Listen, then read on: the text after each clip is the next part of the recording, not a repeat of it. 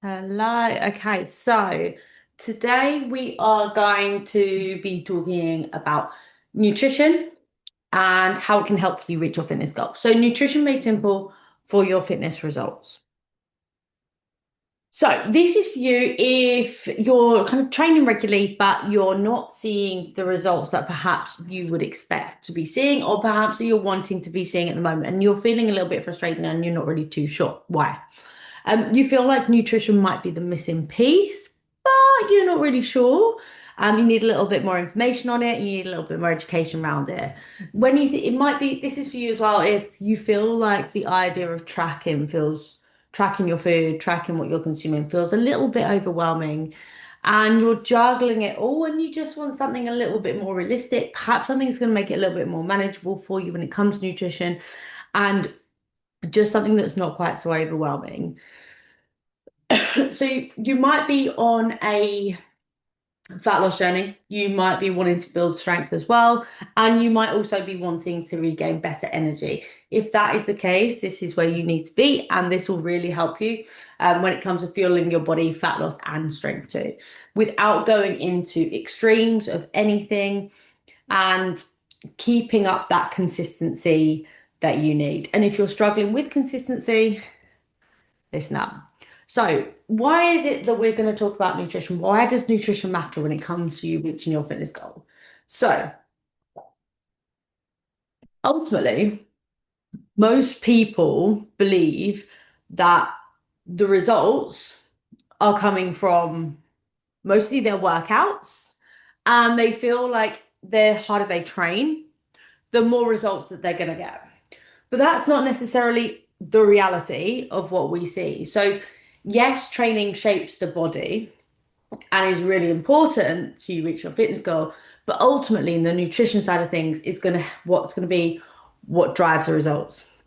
So you can train two, three, four times a week and still have low energy. You can train two, three, four times a week and still see very little results and still not see the fat loss that you're looking for.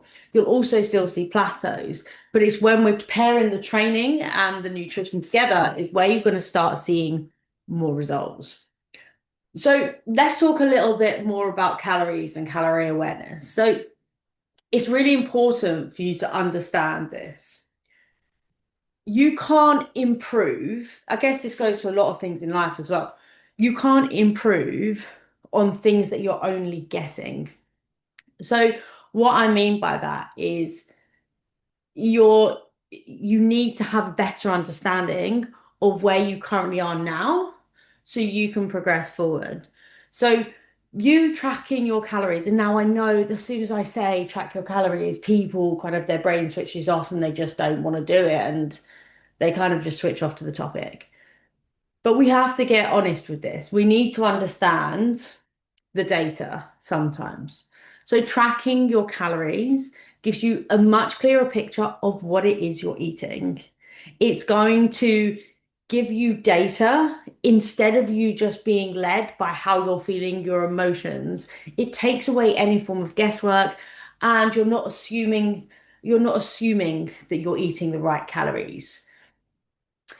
By you tracking your calories, it's going to enable you to have faster identification of the things that are really working for you. So things that are working for you, helping you drive towards your weight loss or your strength goal. Or ultimately, it's also going to show you what areas perhaps of your diet and your nutrition are the elements that are going to be holding you back from getting to where you want to be. So calories and tracking calories and being mindful of calories and protein, it's just awareness. It's just raising awareness of another part of the puzzle when it comes to you reaching your fitness goals. So it is a really important topic that we look upon. So typically, if people are wanting to track their calories, I would always recommend MyFitnessPal. I think it's really good because it's got the accuracy, it's good for accuracy and consistency. And it's also it's got the biggest food, one of the biggest food databases in it. And it's got, especially if you're based in the UK, it's got really easy to find brands on it and you can just scan the barcodes and it saves a lot of time. It just makes that food tracking experience a little bit easier for you to track your calories.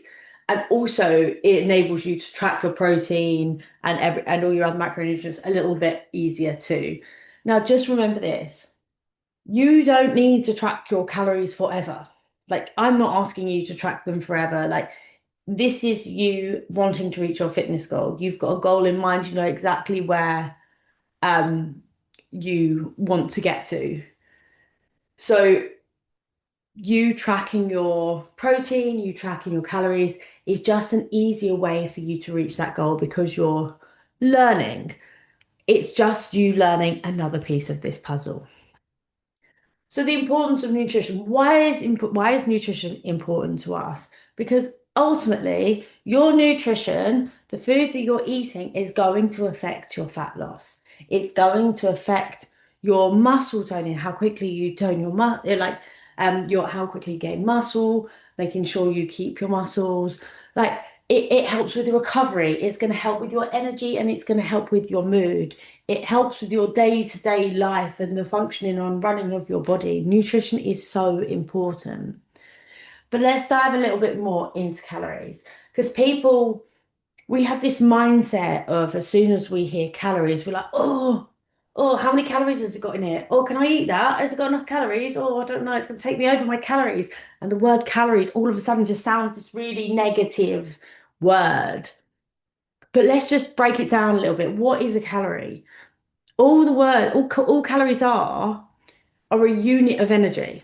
That's it. So when a product has on it how many calories it is, it's just telling you how much energy that product is going to give you. And when it comes down to you wanting to lose fat, I'm talking about touching a lot on fat loss because that's typically what a lot of the women that I work with are focusing on, building strength and fat loss. So fat loss requires a consistent calorie deficit over a period of time. So what that means is you need to consistently you be eating the food that you're consuming needs to be lower than your output, your calorie expenditure. It's also like calories also really, really important when it comes like muscle maintenance and you having enough fuel and protein in your body to energize you, to make you feel good, to go about your day-to-day jobs, for your body just generally to tick over and function. And I just mean like your heart pumping around your body for you to breathe. Your body needs calories. Your body must have calories. So calories are not good or bad. Like we need to take away this negative stigma of the word calories. Like there aren't good or bad calories. It's calories. The word calories aren't necessarily something to fear. They're just giving you information about food. That's one thing to always be mindful of. So these are some of the common struggles that I see come up quite frequently with a lot of the women I work with and a lot of the women that I speak to as well. So be mindful of these, and when you hear me talking about them, recognize if you think this is something that might you might also struggle with and something that we can work and build on. So, things to be mindful of. I find a lot of women are under eating all day, staying on track all day. They might even go without breakfast. They might have a small amount for lunch. And then it gets to the evening, they're ravenous. They're so hungry. They come home, they eat anything they can inside. They might eat a packet of crisps. They might even eat, if they've got kids, they might eat the kids' leftovers. They might be snacking all the way up to dinner while they're chopping food or making the dinner. They're eating as well at the same time. And then when it comes to dinner, they eat their dinner. And then in the evening, they're going to have some chocolate or they're going to reach something in the cupboard. The fact you have not eaten all day, you think, oh, not only are you super hungry by the evening, but during the day, you're like, oh, I've been really good. I've hardly eaten any calories. And then you'll get into this mindset that you can relax a little bit more at home. But ultimately, you then almost go into this binge eating. So you hardly eating during the beginning of the day, then you have a flip of the coin and you are cramming all the food in the evening. That is one of the biggest things I see people doing. The other thing is like people training really hard. They're undernourishing their body, they're not eating enough, but they're training really hard and they've not got enough fuel in their body to, by fuel, I mean food. Um, but they're not fueling their body properly. And so they're not maximizing the results that they're seeing from the training that they're doing. Being on track during the week, and then when it comes down to the weekend, it gets chaotic. Your calories get chaotic. And this is typically like Monday to Thursday. You might be on track, feeling really good about yourself. You've stayed on track, you've eaten in your calorie deficit, you've hit your protein goals, you've hit your steps, you've done your workouts. Thursday comes, you get a little bit itchy that it's the weekend soon. And then all of a sudden it's Thursday evening. And if you're working in the city, you might be like, oh, I might go out for a couple of drinks after work. Once you don't, you have a couple of slimline tonics, and before you know it, it all starts crumbling down a little bit.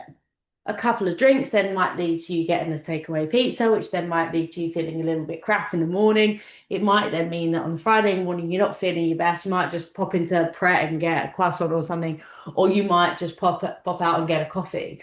Like it, and then it gets to Friday.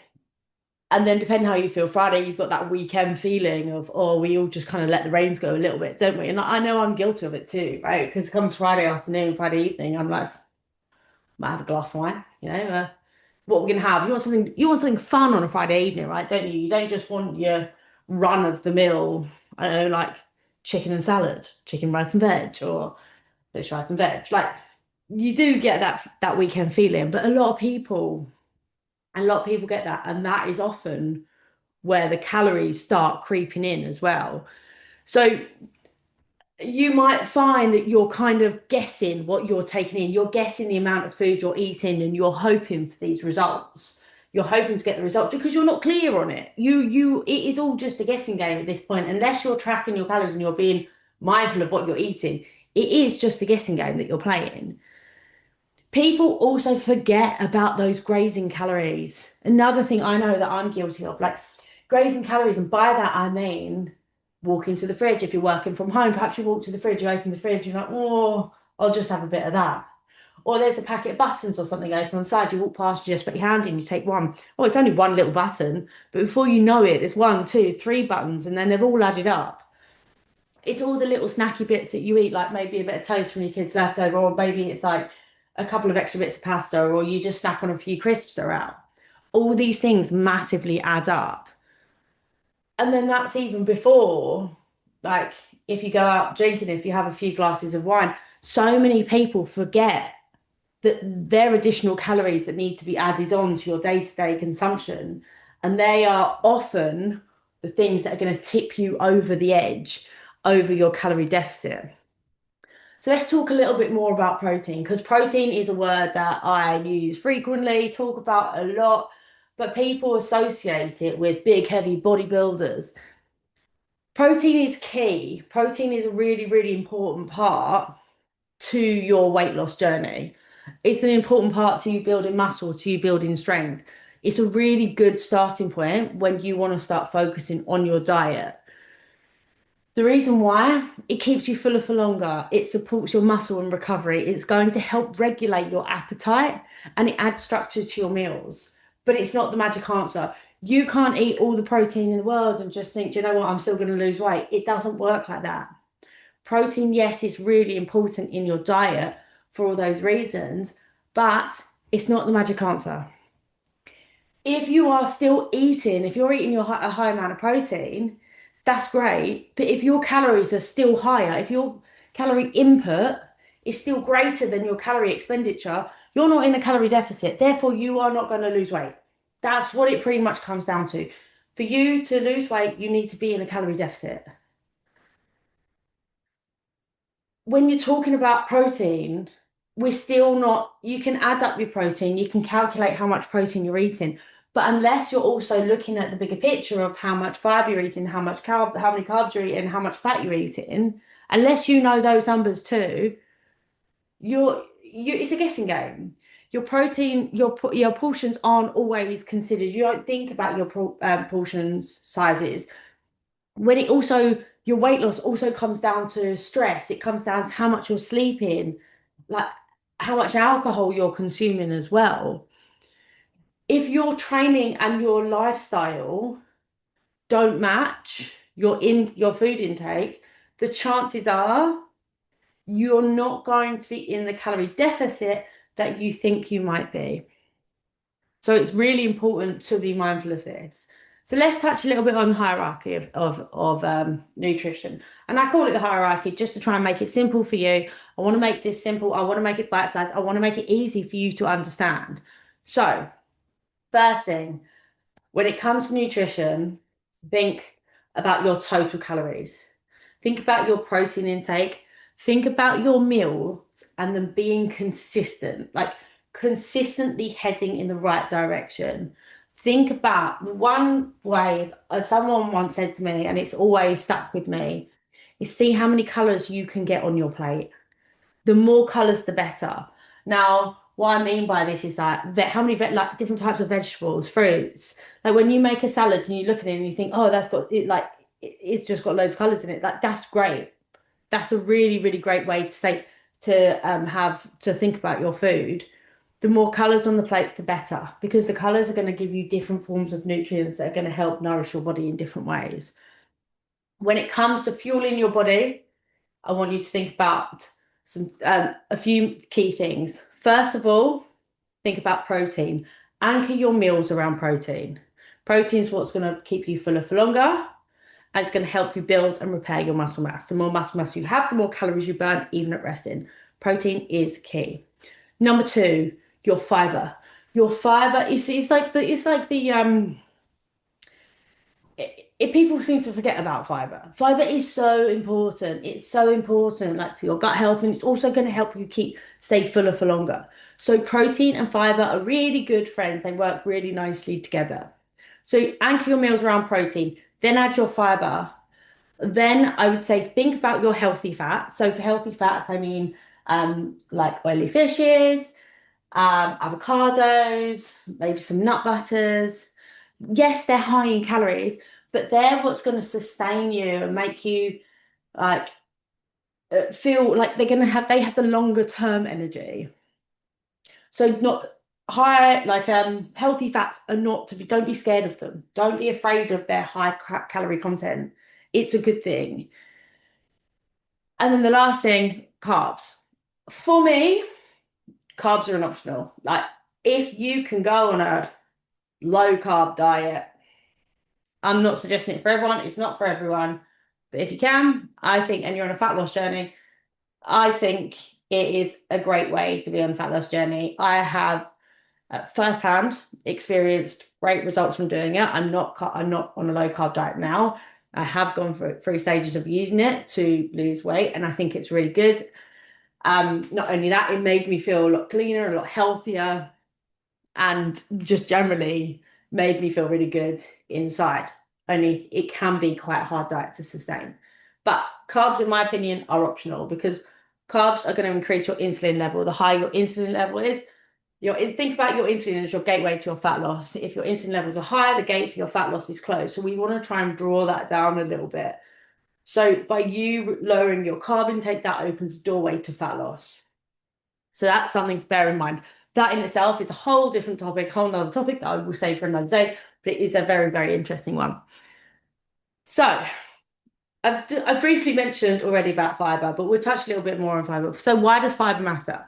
Fiber is really good for your digestion, for your gut health, keeps you feeling fuller. It's a lot lower in calories. It also controls your blood sugar level, so gives you less crashes, and it will give you less craving. So what I mean by that, you're not going to get the spikes that carbohydrates will do. And then when your blood sugar spikes, it all comes crashing down and it dips down that little bit lower than where it first started.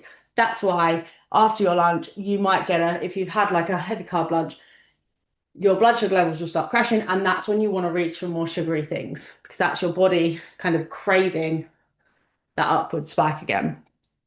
Fiber is really good for your hormone health as well. It's also really good for long-term fat adherence. as well.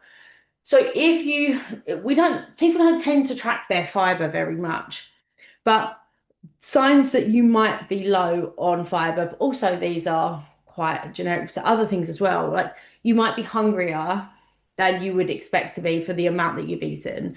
You might also, if you're low on fiber, you might also feel a little bit bloated, or you might also feel a little bit sluggish too. You might also find yourself snacking even when you've had an adequate amount of calories. So they're things to be mindful of. Um, as a guideline, I think it's slightly different for everybody, but a rule of thumb is about 30 grams of protein a day. It's not another number that you necessarily need to track, because if you track everything, you're going to do none of it. But it's just something to be mindful of, making sure you have good amount of fiber in your diet.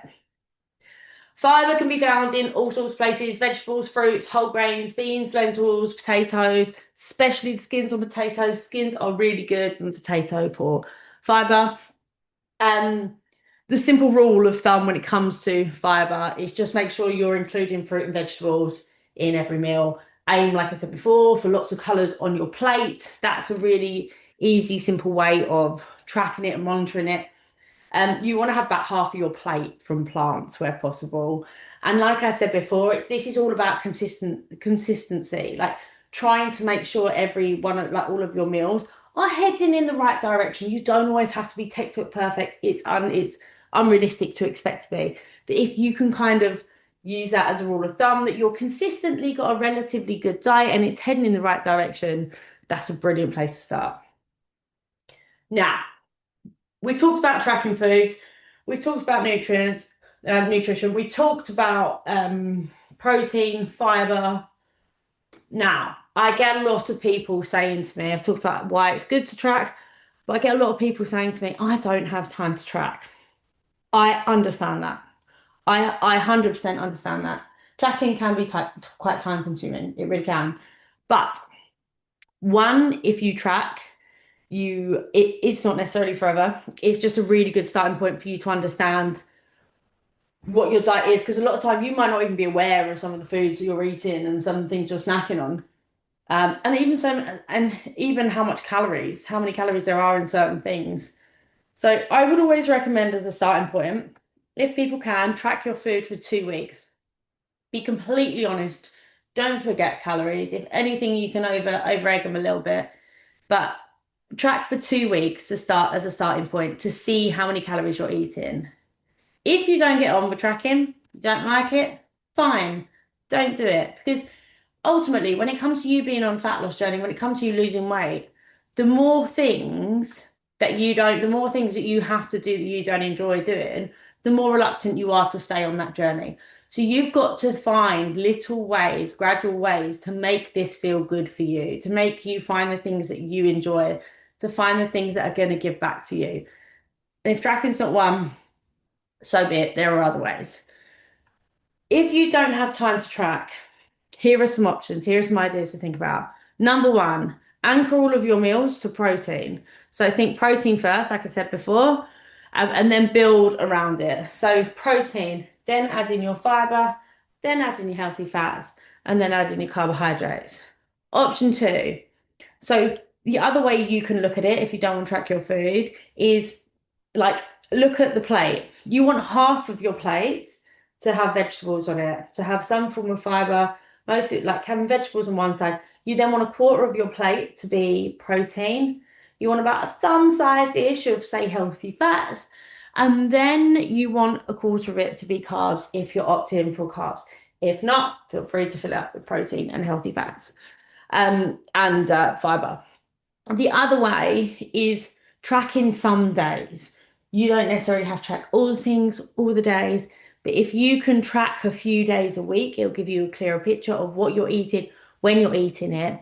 And you can use these as days that you're learning. These are your learning days. If you have got MyFitnessPal, add in some favorite set meals. Like, I don't know about you, but we don't have, whilst I don't have exactly the same thing every night, every week, we do kind of have a rotation of about 5 or 6 weekday meals that we will have most weeks. And just if you log them onto MyFitnessPal, you can literally just drag and drop them into your daily food, your daily calories. And that makes it a lot more simple. If you still don't like those ideas, there are some really good um, things like Thrive, which is like a really healthy meal prep company. They're great. So if you had your set breakfast of, let's say, high protein breakfast of, let's say, yogurt and some berries and maybe some nut butter or something, and then for lunch you were sticking to some form of salad and protein. Then for dinner, if you were able to switch in, you didn't want to track your dinners because they are often the ones that get a little bit like awkward to count. There are like really healthy food prep companies that you can have delivered. You can put them in the freezer, put them in the put them in the fridge, and they've got all the calories and everything on them. Or like if you're making a recipe from a recipe book, so many of them now have their calories on them, and that just makes it really easy. If you're sticking to the portions, makes it really easy to log those calories and know what you're eating. Because I do appreciate tracking your calories can be hard, can be time consuming, but it is the best way for you to get a clearer picture of what you're eating. So, as a little wrap up, as a little reminder, nutrition doesn't have to be extreme. You don't need it to always be extreme. You just need it to consistently be heading in the right direction. Protein helps. It's a really big part of your fat loss journey, and it's a really big part of you building, repairing, maintaining muscle mass.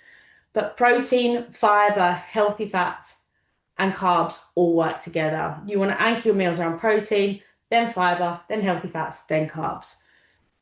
Awareness of what you're eating far outweighs restricting your foods. Consistency beats intensity. Making conscious steps in the right direction is far better than having an all or nothing mindset. What is the most important thing is you finding something, a way of monitoring your food, being or having awareness of what you're eating that is sustainable with your lifestyle. Because, like I said before, it's most important for you to find something that works for you, not against you, because you're more likely to stick to it. So, my question to you guys, so something to think about, is this: what is one nutrition habit that you can repeat consistently this week? So one thing that we've spoken about in this, um, have a think about it and start putting that towards one of your goals. What is one nutrition habit that you can repeat consistently this week? Now, I have spoken for about half an hour now. If you guys have got any questions or anything about what we've spoken about today, you know where I am. You can drop me a message if you want some more personalized information on like your calories, how many calories you should be eating, how much protein you should be eating. Um, then drop me a message and I am here to help. Thank you very much.